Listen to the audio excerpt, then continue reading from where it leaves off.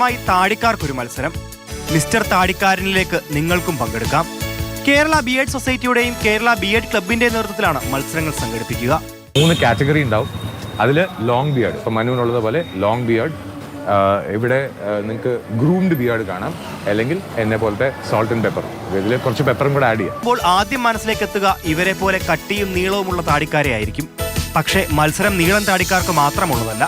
കൃത്യതയോടെ വെട്ടിയൊതുക്കിയ masterpiece താടിക്കാർക്കും സോൾട്ട് ആൻഡ് പെപ്പർ താടിക്കാർക്കും മത്സരിക്കാം.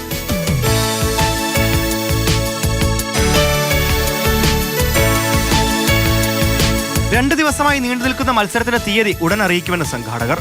മത്സരാർത്ഥികൾക്ക് താമസത്തിനും ഭക്ഷണത്തിനുമുള്ള സൗകര്യം സംഘാടകർ ഒരുക്കും. മിസ്റ്റർ താടിക്കാരൻ എല്ലാ വിജയത്തിലും എത്തിക്കുന്നത് നിങ്ങളുടെ കയ്യിലാണ്. നിങ്ങളുടെ സുഹൃത്തുക്കൾക്ക് താടി ഉണ്ടെന്നുണ്ടെങ്കിൽ തീർച്ചയായിട്ടും അവരും ഈ കോൺടെസ്റ്റിന്റെ ഭാഗമാകാൻ അവരെ പ്രേരിപ്പിക്കുക, ഞങ്ങളുടെ അടുത്തേക്ക് എത്തിക്കുക. ഇവിടെ ഒരു വലിയൊരു ആഘോഷമാക്കി നമുക്കത് മാറ്റാം. മത്സരാർത്ഥികളുടെ പ്രാഥമിക പരിശോധനയ്ക്ക് ശേഷം തിരുവനന്തപുരം, കൊച്ചി, കോഴിക്കോട് എന്നിവിടങ്ങളിലാണ് പ്രാഥമിക സ്ക്രീനിംഗ്. 3 ഇടങ്ങളിലെ സ്ക്രീനിംഗിൽ നിന്ന് തിരഞ്ഞെടുക്കപ്പെടുന്ന 150 മത്സരാർത്ഥികളാണ് തിരുവനന്തപുരത്ത് നടക്കുന്ന അവസാന റൗണ്ടിൽ ഒന്നിച്ചെത്തുക.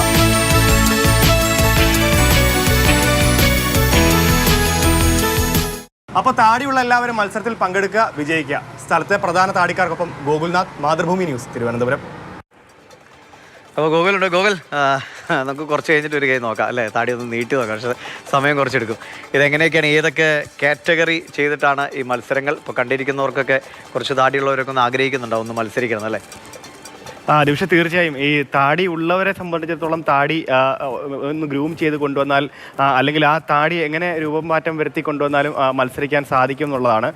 തന്നെയല്ല, ഇതിൻ്റെ കാറ്റഗറി പറ്റി പറയുന്നുണ്ട്. ഏതൊക്കെ തരത്തിലുള്ള ഏതൊക്കെ വിഭാഗത്തിൽ ആളുകൾക്ക് മത്സരിക്കാമെന്നുള്ളത്. ലോങ് ബിയർഡ്, ഷോർട്ട് ബിയർഡ്, അതേപോലെ തന്നെ ഗ്രൂംഡ് ബിയർഡ്, അങ്ങനെ പല കാറ്റഗറി ഉണ്ട്. അതിനൊക്കെ സ്ക്രീനിംഗ് ഉണ്ട്. ആ സ്ക്രീനിങ്ങിന് ശേഷമായിരിക്കും മത്സരാർത്ഥികൾ ഫൈനൽ റൗണ്ടിൽ തിരുവനന്തപുരത്ത് എത്തുക. ആകർഷകമായ സമ്മാന തുകകളൊക്കെയാണ് എന്തായാലും ഈ സംഘടന മുൻപോട്ട് വയ്ക്കുന്ന കാര്യം. എന്തായാലും വരും ദിവസങ്ങളിൽ ഇതിൻ്റെ ഡേറ്റ് അറിയിക്കുകയും ചെയ്യും. അപ്പോൾ മത്സരാർത്ഥികൾ കൂടുതൽ നല്ല മികച്ച താടിയുള്ളവർക്കൊക്കെ മത്സരിക്കുക. എന്തായാലും ഇതിൻ്റെ ആശയത്തോടുള്ള ഒരു യോജിപ്പാണ്. ഞാൻ ആദ്യം പറഞ്ഞതുപോലെ തന്നെ ഒരു സെൽഫ് കെയർ, സ്വന്തം ശരീരം എങ്ങനെ പരിപോഷിപ്പിച്ച് മുൻപോട്ട് കൊണ്ടുപോകാം, അല്ല അതിനെ എങ്ങനെ കൃത്യമായി ഗ്രൂം ചെയ്ത് മുൻപോട്ട് കൊണ്ടുപോകാമെന്നുള്ളതിൻ്റെ ഒരു ഉദാത്ത മാതൃക കൂടെയാണ്. അപ്പോൾ ഈ അടുത്ത കാലത്താണ് ഇത്തരത്തോളം ലഹരി കൂടി വരുന്ന സാഹചര്യമുള്ളത്. താടിയെ ചുറ്റിപ്പറ്റി അങ്ങനെയും ചില കഥകളൊക്കെ ഉണ്ട്. അതിനപ്പുറത്തേക്ക് താടി സത്യത്തിൽ അത് വളർത്തുന്നതും ഒക്കെ വലിയ ബുദ്ധിമുട്ടാണെന്നുള്ള കാര്യം എല്ലാവർക്കും അറിയാം. അപ്പോൾ അത് പലപ്പോഴും അത് പേരുദോഷത്തിൻ്റെ ഒരു ഭാഗമായിട്ടൊക്കെ മാറുമ്പോൾ ആ സ്റ്റിഗ്മയൊക്കെ ഒഴിവാക്കാൻ വേണ്ടി കൂടാണ് ഇത്തരത്തിൽ ചില പരിപാടികൾ, ചില സംഘടനകൾ മുൻപോട്ട് പോകുന്നത്. കേരളത്തിൽ ഇത് ആദ്യമായിട്ടാണ്, പക്ഷേ മറ്റ് സംസ്ഥാനങ്ങളിൽ ഇത് പുതുമയുള്ളതല്ല. രാജസ്ഥാനിൽ നമ്മൾ കണ്ടിട്ടുള്ളതാണ് താടിയും മീശയും ഒക്കെ. നല്ല താടി വേണമെങ്കിൽ നമ്മൾ നമ്മുടെ ശരീരം നന്നായി നോക്കി വേണം. നല്ല ഭക്ഷണമൊക്കെ നല്ല താടിക്കും അത്യാവശ്യമാണ്. അപ്പോൾ അവർ ഇതിനൊപ്പം ലഹരിവിരുദ്ധ ക്യാമ്പയിൻ കൂടി നടത്തുന്നുണ്ട് എന്നത് ഇന്നത്തെ സാഹചര്യത്തിൽ ഏറ്റവും നല്ല കാര്യമാണ്. അത്യാവശ്യം ക്ഷമയും ഒക്കെ വേണം നല്ല താടി രൂപപ്പെടുത്തി കൊണ്ടുവരാൻ. നല്ല രീതിയിൽ കെയർ ചെയ്താൽ മാത്രമേ നല്ല താടി സാധ്യമുള്ളൂ. അപ്പോൾ താല്പര്യമുള്ളവർ ഇപ്പോഴേ റെഡിയാവുക. തീയതിയൊക്കെ പെട്ടെന്ന് നിങ്ങൾക്ക് അറിയാനും പറ്റും.